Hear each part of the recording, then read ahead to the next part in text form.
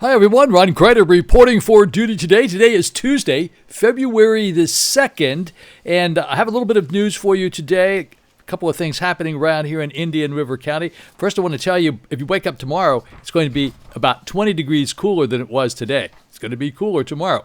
Currently, it's about 8:37 in the morning here in Vero Beach when I'm putting this first piece together. This is Tuesday morning, February the 2nd, when I put this together. You may be seeing it on Wednesday morning because sometimes I put it up kind of around 5 or 6 o'clock in the afternoon. The reason I do so is because I don't get the numbers until 3 or 4 o'clock in the afternoon. I've got another project I'm working on at the same time. Sooner I get the numbers, the faster I can get them up. But mostly, it's been being posted about 6 o'clock in the evening. A couple of things to mention to you. Dozens of students have to be quarantined after 8 positive cases were reported at 5 schools in Indian River County yesterday. After investigation and contact tracing by the Department of Health, 71 students at the schools were identified as being in close contact with those who tested positive. So that's just not a good thing with these schools because usually these kids don't get it very much. By the way, the state will get 307,000 first doses of vaccine this week. Sounds like a lot of doses, but I somehow or other don't think it will trickle down to me. I wish it would. Another thing I want to mention to you, and I will put it up here, you'll see it here in just a second, is this vaccination card. So when you get vaccinated, you're going to get a vaccination card, and that'll show when you got your first dose, and it will be stamped, and it will be actually an official document, a little bit like a passport. When you get your second dose, it will be stamped again, and that information will be on there as well, where you got it, you got the second dose, what type of vaccine did you get, and so forth. Do not share that with anybody. Don't put it up on the internet. Don't put it on Facebook. That's very important private information. People are using that to scam you, so be very careful. I mean, I always hate to come on here. People say, Crider, what the heck do you know? You always come up with this bad news. Well, I guess there isn't a lot of good news right now, except that we're all alive and we have a vaccine and a lot of things. So look, come on, give me a break here. I'm just telling you right now, it's very important that you don't share that with anybody. I mean, share it with your family and so forth. That's okay. Just don't publish it someplace because people may be using that against you.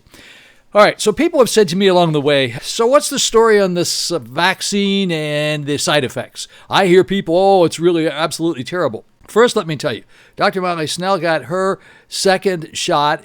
She is allergic to shellfish. We have heard that shellfish can cause allergic reaction to these vaccines. Well, in her particular case, it did not. She had no side effects whatsoever. Now, it's very important to tell the person who's giving you the shot that you are allergic to certain things like shellfish, and then they will have an EpiPen available for you immediately. So in the event that you should react to it or you would react to it, then the EpiPen would go into effect and you'd probably be okay. You would no doubt be okay. So I found a little video here this morning that I thought was important to share with you. A lot of you folks say, some of my more important people that are critics of mine who say, what the heck do you know, Crider? Where do you come up with all this stuff? Well, I try to sort out the best information I can and pass it on to you. That's my idea. That's my plan. So I found this doc, and he's going to tell you about he being a doc, so he should know. He's a registered doctor. He should know about these things. He got his first dose. He got his second dose. Now, the good news is, here's the good news. You're not going to believe this. The good news is he had terrible side effects from the second dose. But that's good news. Watch the video, and he'll tell you why it's good news to have some side effects from it. So here you go. Here comes the video. Following the video, I'm going to jump right into the numbers. I'm also going to show you something at the end of this video about a glass table. I met a guy yesterday here who is starting up a little business, and he makes glass tables, and they're absolutely fabulously attractive. They're also very expensive because there's a lot of hand amount of work goes into producing these things. You don't make them with machines.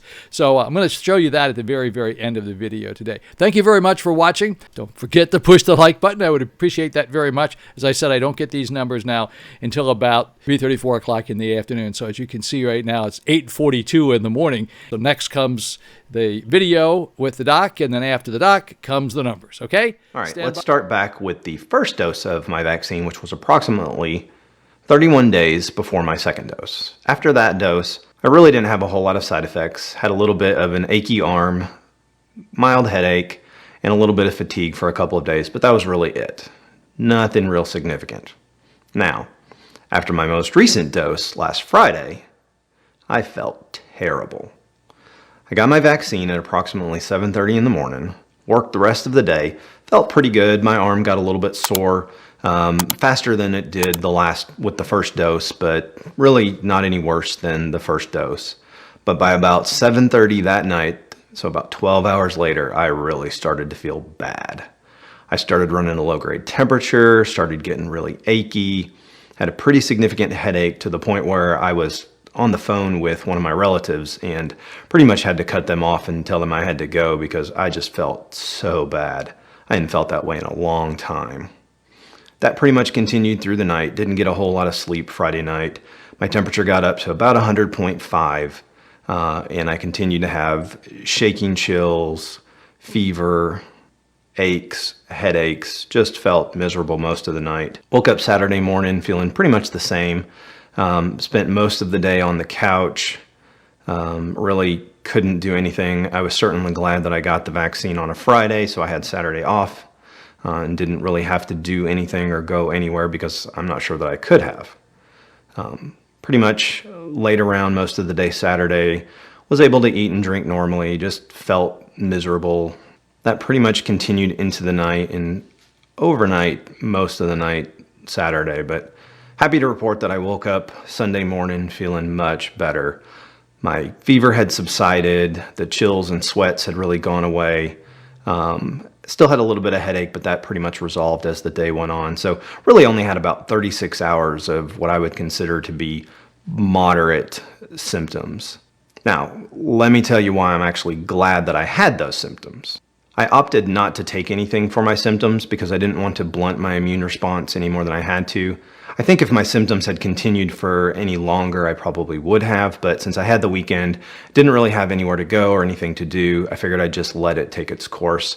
And in hindsight, I'm actually glad I did.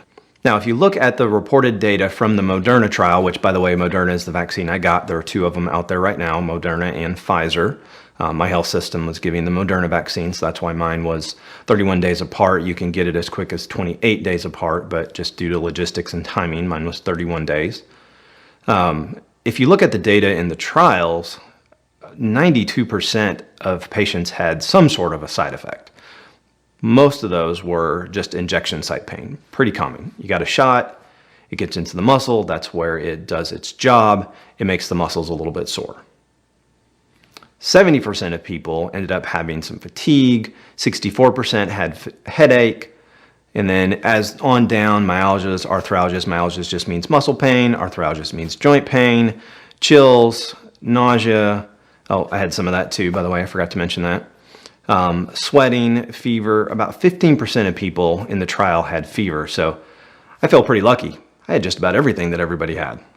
But I have to say, I would trade 36 hours of misery for getting COVID any day. Because that short period of time, which is consistent with some of the other reports that I've heard from other people who have gotten the vaccine, either in the trial or as part of the mass vaccination plan going on right now, their side effects lasted anywhere from 12 to 36 hours, sometimes as long as 48, but most of them went away pretty quickly. I would definitely choose that over getting COVID and having days of symptoms and potentially the long-term complications that we're starting to see in a lot of individuals.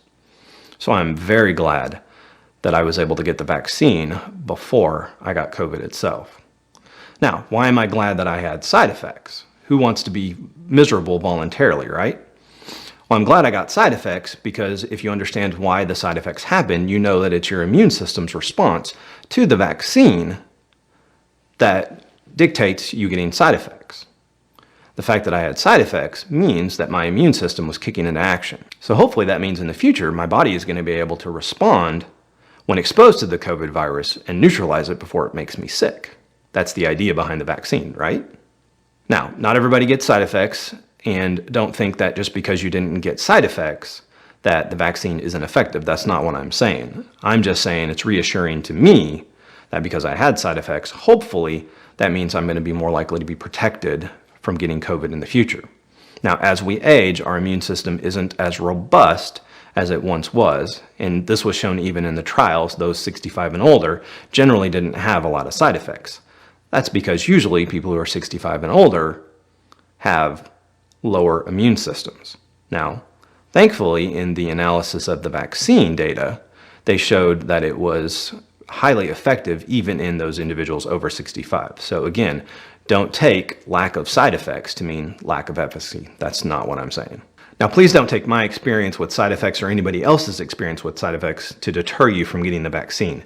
Trust me, it's completely worth having a few hours of mild to moderate symptoms versus getting COVID-19 and all the side effects and symptoms and complications that come with it. Most people describe the side effects of the vaccine to be a mild version of COVID-19. And frankly, if that was a mild version, I don't want the real thing. And I think a lot of my patients who have had the real thing would agree with me. So please don't let it dissuade you from getting the vaccine. There's a good chance you won't have side effects at all. There's a chance that they won't be as significant as mine. There's a really good chance that they won't last but more than a few hours. A day or two at the most, and it is completely worth it. Now, I chose not to take any Tylenol or ibuprofen. I suspect if I had, my symptoms may not even have been as severe as they were. And there's certainly nothing out there that says you can't take Tylenol or ibuprofen. I just chose not to. That was my choice. I'm certainly not advocating that that be your choice. If you choose not to, I don't think it's going to hurt you, and it may help your immune system react more efficiently and effectively. But there's certainly no data that says that's absolutely the case. That was just my choice. So, as the vaccine rollout begins to ramp up, I hope you will consider getting the vaccine when it's your turn. Please, if you have any questions about the vaccine, ask your local health department, ask your provider, or if you have general questions, leave them down in the comments below and I'll be happy to answer them as best I can. All right, that's it for today. Remember, as always, be safe out there.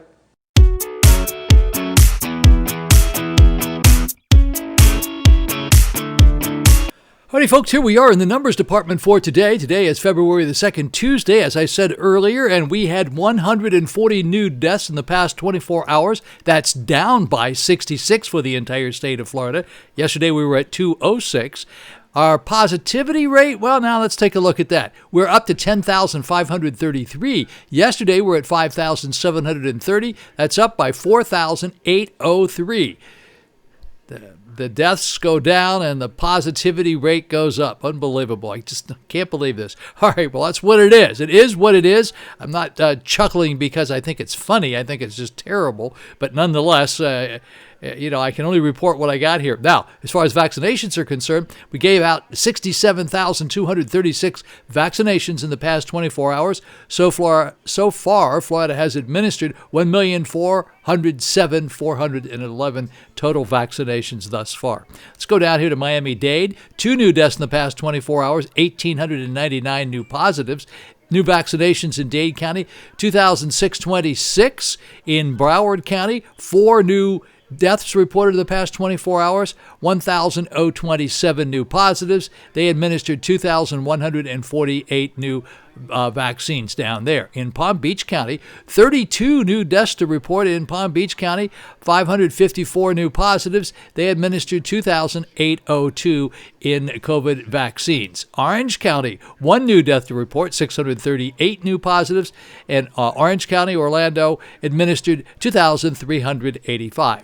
In Brevard County, that's Melbourne, no new deaths to report, 311 new positives, 1,357 new vaccinations in Brevard in the Melbourne area. So let's go down here just a little bit further, and we're going to get down here to St. Lucie County. St. Lucie County is 2 new deaths to report in the past 24 hours, 144 new positives. St. Lucie County is Fort Pierce, 936 new vaccinations there. In Martin County, in the past 24 hours, 4 new deaths to report, 58 new positives, and new vaccines there, 613 in the past 24 hours. In Indian River County, That's where we are. We had 5 new deaths here in Indian River County in the past 24 hours, 54 new positives, and we administered 737 new vaccinations. We don't have a lot of vaccine right now. Therefore, these vaccinations are down in the less than 1,000 mark for St. Lucie, Martin, and Indian River counties for our Treasure Coast area. Now, as far as Indian River County is concerned, I have these zip codes for you today. All these zip codes are new positives in these particular zip codes. So zip code 329482, zip code 329588, zip code 32960, that's Vero Beach proper, 7, zip code 32962 is 12, zip code 32963 is 4, and zip code 329665, 5, zip code 32967 is 10, and zip code 32968 is 6. Now, I go through these fairly quickly because there are just a handful of you people out there who care about any one of these particular zip codes. For example, we care more about zip code 32963. That 4 means something to us. The rest of these numbers don't mean too much to us. 32960, well, we know that's Vero Beach proper. And most of us don't know where the rest of these zip codes are in our county. So that's why I kind of go through them, and people's ears perk up when they hear their zip code. And so therefore I have to scooch along a little bit because I don't want to bore all of you all the time. Just bore you a little bit, right? All right, let's go down here and take a look at the 7-day moving averages. These are the number of people who passed away in the entire state of Florida for the past 7 days. That number is 166, but yesterday it was 178.71. So there's a little improvement there. We're always looking for a little bit of improvement. Now we'll go down here and take a look at some of these states that we talk about every day. First, let's take a look at the total United States.